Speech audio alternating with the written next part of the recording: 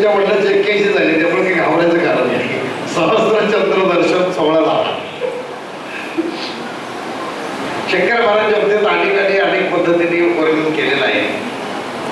आमचे हरिभक्त पारायण वानाशास्त्री महाराज यांनी मोजक्या शब्दामध्ये त्यांचं वर्णन केलं. ते म्हणजे बडवे उत्पाद सेवाधारी ही जी मंडळी आहे, या मंडळीमध्ये सतत हसतमुख राहणारा निगर्वी चेहरा जर पाहायचा असेल आपल्याला तर शंकर महाराजांच्याकडे पाहतो. पाहिल्याबरोबर ज्यामध्ये समाधान वाटतं,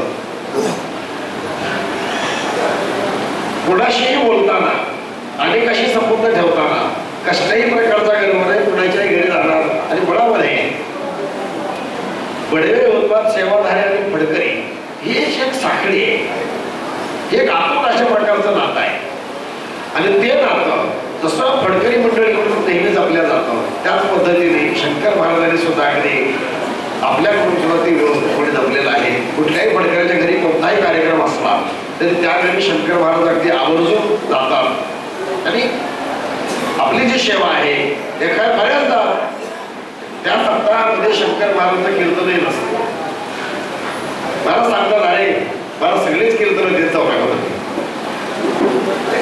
परंपरा आहे, प्रत्येक सप्ताहामध्ये वडिलांचं कीर्तन असतं. मला सांगतात मला कीर्तन देत जाऊ नका, मला प्रेमाने बोलवत जातं. मी ज्यावेळी त्यांच्यावरती प्रेशर आणलं आमच्या आजोबाच्या पुढे सप्ताहामध्ये, त्यावेळी त्याने सांगितलं पहिलं नको गाड्या म्हटले, बदल कुठलंही पहिलं कीर्तन करून कंटाळू होते. त्याकडे जाणार किंवा अर्धा कप तरी. आता त्यांनी चहा सोडला आहे. आमची एक म्हणजे ब्राह्मणाशी निश्चितच सख्यम त्याला म्हणतात. मलाही चहा आवडायचा आणि महाराजांना नाही आवडायचा. आता आमच्या चहाच्या ग्रुपमधला एक माणूस कमी झाला. कारण की नंदनवनमध्ये ज्यावेळेस महाराज त्या परिसरात असायचे त्यावेळेस आम्ही प्रताप महाराजांना घेऊन चहा घ्यायला जायचो. आणि आजही कोणा म्हणजे यापूर्वी पुण्याच्या घरी गेल्यानंतर अगदी आवर्जून महाराजांनी सांगायचं, अरे चहा घ्यावाला सांग पटकन, मला काही आहे. म्हणजे चहा घ्यायला आणि मग त्याच्या घरून जाणं जसं असेल तसा. म्हणजे एवढं अगदी निगर्वी व्यक्तिमत्व. त्याचप्रमाणे महाराजांचं वारकरी संप्रदायातलं जे भजन आहे ते भजन फडकऱ्यांच्या अनेक भजन करणाऱ्या व्यक्तींच्या समवेत त्यांनी आवर्जून ते शिकलं. आणि आजही जुन्या वारकरी चाली जर आपल्याला ऐकायचे असतील, आता फक्त आमच्या मंडळाच्या कारणकारणी त्यांना एक अभंग म्हणायला सांगितलं आणि तात्याने सांगितल्यानंतर सगळ्यांनी प्रेशर केलं आणि अभंग एक महाराजांनी म्हणून दाखवला. म्हणजे ह्या ज्या चाली आहेत भजनातल्या चाली, वारकऱ्यांच्या चाली, त्या चाली अगदी तिने आत्मसात केलेल्या आहेत. असं संप्रदायामध्ये सर्वांगीण अशा प्रकारचं एक सुंदर व्यक्तिमत्व म्हणजे आमचे शंकर महाराज आहेत. मी भंडाऱ्याची अगदी एवढीच प्रार्थना करेल की शंकर महाराजांना असंच भरपूर आयुष्य द्यावं आणि त्यांच्याकडून वाङ्मयाची आणि वारकरी संप्रदायाची भरपूर सेवा करून घ्यावी. एवढं बोलतो आणि समस्त वारकरी पडतो त्यांची समाज व्यक्तिगत शुद्धीकर पडत असते त्याला शुभेच्छा देतो. त्यानंतर मी विनंती करतो आदरणीय संतवीर पांडुरंग तेहराडकर यांना त्यांनी आपला आशीर्वाद द्यावा.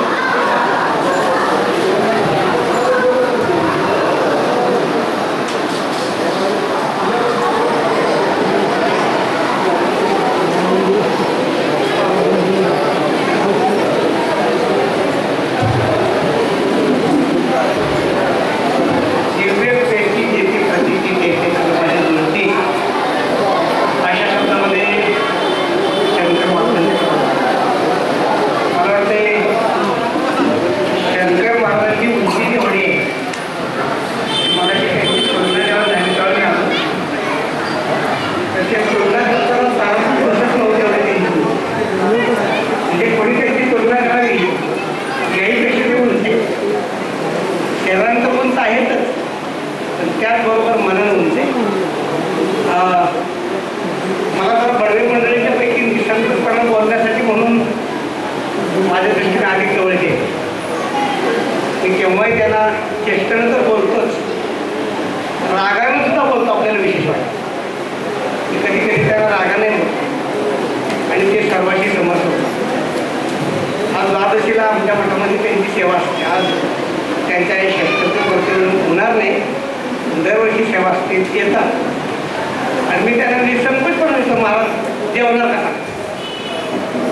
आपलं सरळ विचारतो, जेवा असं म्हणत नाही, जेवणार का सरळ विचारतो. जेवणार सांगतात की फक्त ज्वारीची भाकर खाणार म्हणून. आम्हाला काही संकोच वाटत नाही. म्हणजे त्यांच्याकडे जाताना आपल्या मनामध्ये कोणताही संकोच ठेवू नये, असं एक मोकळ्या मनानं ज्याला भेटावं असं त्यांचं व्यक्तिमत्व आहे. आणि मला वाटतं एक महिन्यापूर्वी मला ते बोलले की असं काहीतरी निघाले, आता काय करू बघा, मला आवडत नाही पण असं काहीतरी चाललेलं आहे. मी थोडंसं स्वतःच बोलतो, आपल्याला माहिती मग बोलतो थोडंसं, म्हणतो हे सगळ्यांना वेळ लागले त्यात तुम्ही सुद्धा आता वेळवर काय. पण इथं प्रामुख्यानं एखाद्याचा अमृतमत्व असेल किंवा शेतकरी कृती असेल, त्या ठिकाणी प्रामुख्यानं समाजाकडून काहीतरी घेण्यासाठी केलेलं. इथं आल्यानंतर आपल्याला असं चित्र दिसतंय की इथं घेण्यासाठी केलेलं नाही, तर इथं समाजाला देण्यासाठी केलं. त्याने आयुष्यभरच समाजाकडून घेतलं नाही, ते आपल्या सत्कारासाठी तर कशी ते घेतील.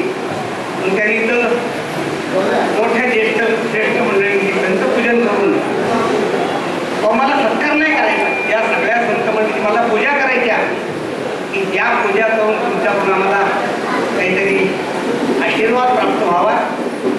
त्यांना सगळ्या संत मंडळीकडून आशीर्वाद प्राप्त व्हावा. आणि तो कसा प्राप्त व्हावा हे तुकोबांचे शब्दातच सांगतो. तुमची दासिता दासाकडून ठेवा, आशीर्वाद द्यावा हाची मत, नवविधा काय बोलिले ते भक्ती द्यावे माझ्या ती संतरेनी. तुका म्हणे तुम्ही तुमच्या पायाच्या आधारे उतरेल खरे भवनदी. याप्रमाणे सगळ्या संत मंडळींचा त्यांना आशीर्वाद असावा आणि उर्वरित जीवनामध्ये त्यांच्या हातून हीच समाजसेवा, संतसेवा, ईश सेवानी त्यांच्यावर घडावी. भगवंतांनी त्यांना उदंड आयुष्य द्यावं आणि त्यांची अशी कीर्ती पाहण्याचं भाग्य आमच्यासारख्यांना लाभावं, अशी प्रेमाची विनंती करून माझे दोन शब्द म्हणतो.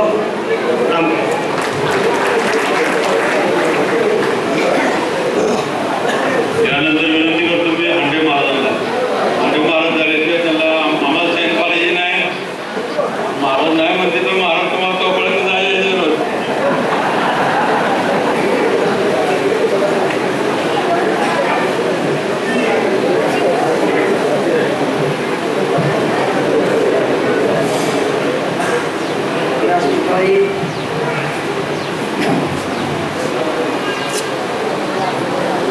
हिंदी केसरी महाराज जवळजवळ त्याच्यामध्ये 10 महाराज, दोन महाराज जमत नाही.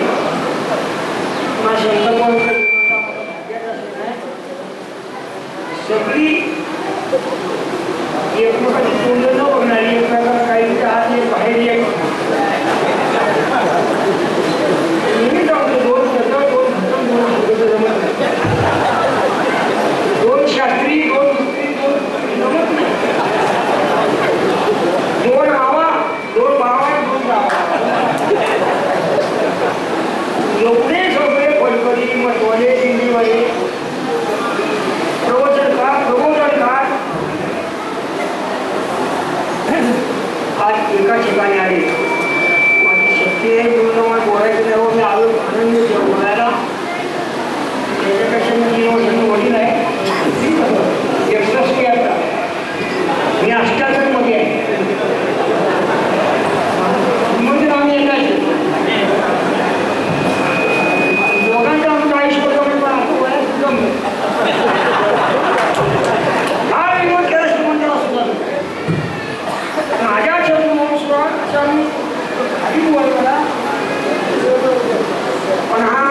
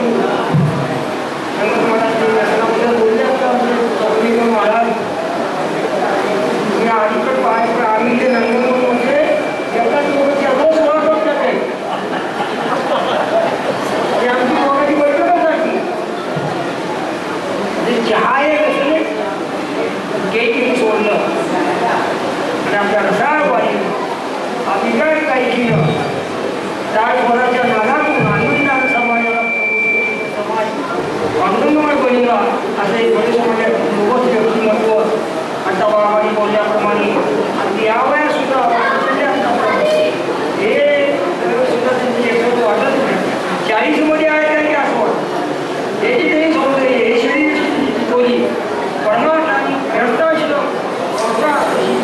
देवा नाही किती भागातून त्यांनी जीवनाचा परमात्मा साधला तो खरा त्यांचा जीवनाचा हा भाग आहे आणि ते विशेष झालेली आहे आणि त्या वया लोकांनी ताज्या बोलले 81 85 100 शताब्दी त्यांचा सोहळा पार पाडायची संधी आपल्याला मिळणार आहे आणि त्यामुळे आम्हाला बघून ठेवावं प्रार्थना करतो आणि आम्हाला भाषण पूर्ण करू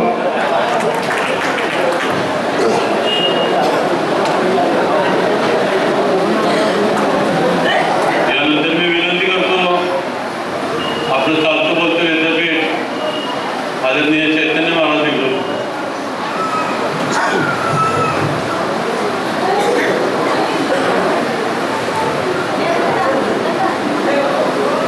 व्यासपीठावर उपस्थित सर्व आदरणीय गुरुवर्य मंडळी समोर बसलेली सर्व आदरणीय भक्तपरायण श्रद्धेय महाराज मंडळी आणि आपण सर्व श्रोते संघ सज्जन महाराज श्रद्धेय सोहळ्याच्या निमित्तानं आज आपण सगळेजण उपस्थित आहोत सगळेच बोलतात त्यांना 100 वर्ष पूर्ण झाली पाहिजे तशी अपेक्षा सगळ्यांनीच व्यक्त केली आहे त्याच्यामध्ये मला काही फार आश्चर्य वाटत नाही आपण सगळेच शंकर महाराजांच्या शताब्दीची वाट बघणार आहे थोडंसं चांगलं दुधातुपाचं ठेवतं तोपर्यंत जाऊ महाराजांची शताब्दी बघण्याचा योग आपल्या सर्वांच्या जीवनामध्ये येईल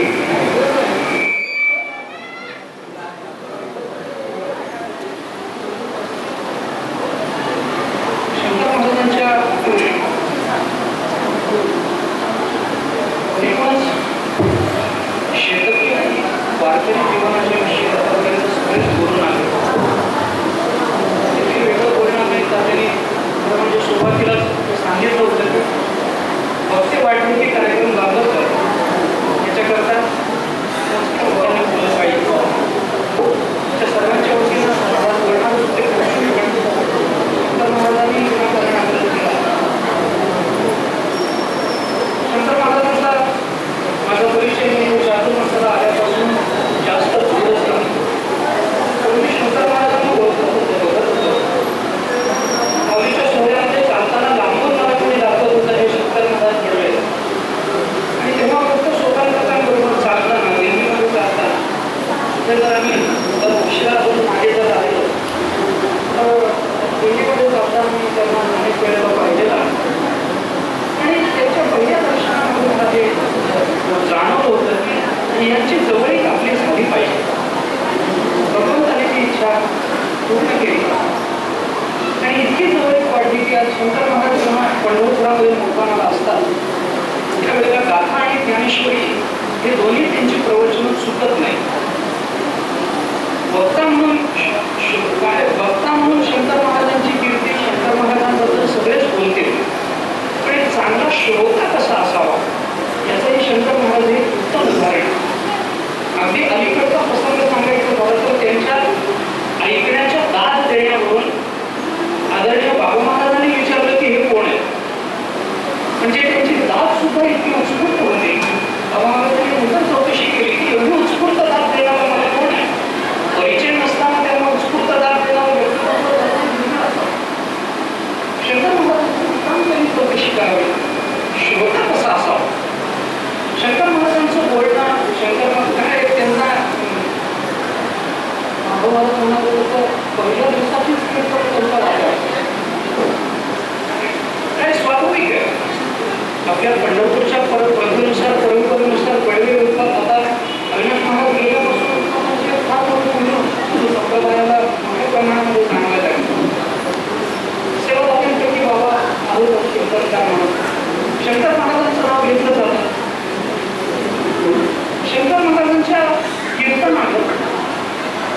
त्यांच्या बोलण्यावर, त्यांच्या म्हणण्यावर वट परंपरेचा फार मोठा प्रभाव आहे. वास्तविक ज्यांचा स्वतःचा वट नसतो त्यांची कीर्तन शैली खडतरी नसते. पण शंकर महाराजांचं काय कदाचित आदरणीय वैकुंठवासी नामदेव महाराजांच्या संपर्कात त्यांच्या काळी जास्त शिकण्यामुळे त्यांच्या बोलण्यावर आणि म्हणण्यावर वट परंपरेचा प्रभाव फार मोठ्या प्रमाणात पडला असेल. पण या वट परंपरेचं हे वैशिष्ट्य की कीर्तन सुरू झाल्यानंतर ते कीर्तन संपेपर्यंत या पद्धतीच्या म्हणण्याने वातावरण सगळं भारून टाकलं जातं. शंकर महाराजांचा आवाजही तसा पहाडी आहे आणि त्याच्यामुळे मग कीर्तनात एक वचन, कीर्तनाचा एक वचन आपल्या 2 तासामध्ये ते काय करू शकतात. शंकर महाराजांचं कीर्तन म्हणणं हे सगळं जरी चांगलं असलं, अनेक वर्षांची त्यांची सेवा जरी होत असली तरी आल्या वर्षातून वगैरे कुठं सांगितलं गेलं, पण तरी सुद्धा इतके वर्ष कीर्तन करूनही त्यांना त्यांच्या आतापर्यंतच्या आयुष्यामध्ये वारकरी संप्रदायामध्ये राहूनही काही गोष्टी अजून जमल्या नाही. मी त्याची जाणीव करून देतो त्यांना, त्याच्यापुढे त्यांना हे जमलं पाहिजे.